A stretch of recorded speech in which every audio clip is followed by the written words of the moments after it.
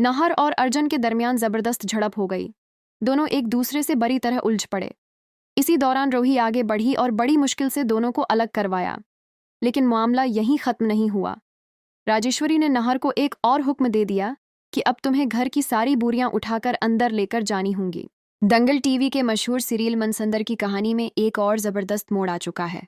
जब से राजेश्वरी गोयनका अपने पूरे खानदान के साथ गोयनका हाउस में आई है, तब से नाहर और उसका पूरा खानदान जैसे अपनी ही घर में नौकर बनकर रह गया है। नाहर और उसके घर वाले अब घर के मालिक नहीं बल्कि नौकरों की तरह काम करने पर मजबूर हो गए हैं। नाहर घर के काम में मसरूफ होता है कि अचानक वहां अर्जुन पहुंच जाता है। अर्जुन की बदतमीजी तो सभी जानते हैं और हमेशा की तरह वो नाहर को तंग करना शुरू कर देता है। बातों बातों में दोनों के दरमियान झगड़ा शुरू हो जाता है। दोनों एक दूसरे को गुस्से में जवाब देने लगते हैं और बात हाथापाई तक पहुंचने वाली होती है। लेकिन उसी वक्त वहां रोही पहुंच जाती है। रोही दोनों के दरमियान आकर उन्हें रोक लेती है और बड़ी मुश्किल से लड़ाई खत्म करवाती है। मगर मसला यहाँ खत्म नहीं होता। पूरे खानदान के सामने नाहर और अर्जुन दोबारा एक दूसरे से उलझने लगते हैं। ये सब देखकर राजेश्वरी को बहुत गुस्सा आ जाता है। राजेश्वरी फौरन नाहर को सजा सुनाती है। और वो सजा क्या होती है? राजेश्वरी नाहर को हुक्म देती है कि वो भारी बोरियां उठाए और काम करे, क्योंकि अब वो इस घर का मालिक नहीं बल्कि एक नौकर है। बेचारा नाहर अपनी इज्जत बचाने के लिए खामोशी से ये सजा मान लेता है और बोरियां उठाने लगता है। ये मंजर देखकर रोही का दिल टूट जाता है। लेकिन कहानी में असली ड्रामा अभी बाकी है। इधर रोही बच्चों के लिए दूध गर्म करने के लिए किचन में जाती है। वो चूल्हे पर दूध गर्म कर रही होती है कि अचानक वहां राजेश्वरी आ जाती है। राजेश्वरी गुस्से से आग बगोला हो जाती है।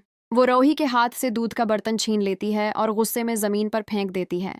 ये देखकर रूही हैरान रह जाती है और पूरा खानदान भी परेशान हो जाता है। रूही हिम्मत करके कहती है, छोटी मालकिन, आपने ये क्या कर दिया?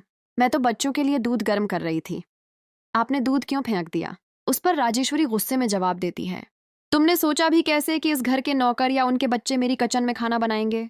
कान खोलकर सुन लो, तुम लोग नौकर हो और नौकरों की तरह ही रहोगे। नौकर हमेशा मालिक की बची हुई चीजों पर पलते हैं, मालिकों के बराबर बैठकर खाना नहीं खाते।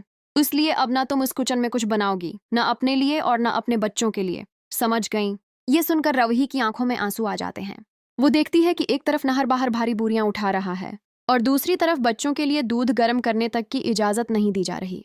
लेकिन रूही हार मानने वालों में से नहीं है। वो बच्चों के बारे में सोचती है और फैसला करती है कि किसी न किसी तरह उनके लिए खाना बनाएगी। उसके बाद एक हैरान कर देने वाला मंजर देखने को मिलता है। रूही आंगन में जाती है, वहां से चंद ईंटें इकट्ठी करती है और अपने हाथों से एक छोटा सा चौलाहा बना लेती है, खुले आसमान के नीचे अपने बच्चों के लिए। रूही की ये हिम्मत देखकर सब हैरान रह जाते हैं। अब देखना ये होगा कि रूही कैसे अपने खानदान की हिफाजत करती है और कैसे इस मुश्किल वक्त में अपने घर वालों का सहारा बनती है।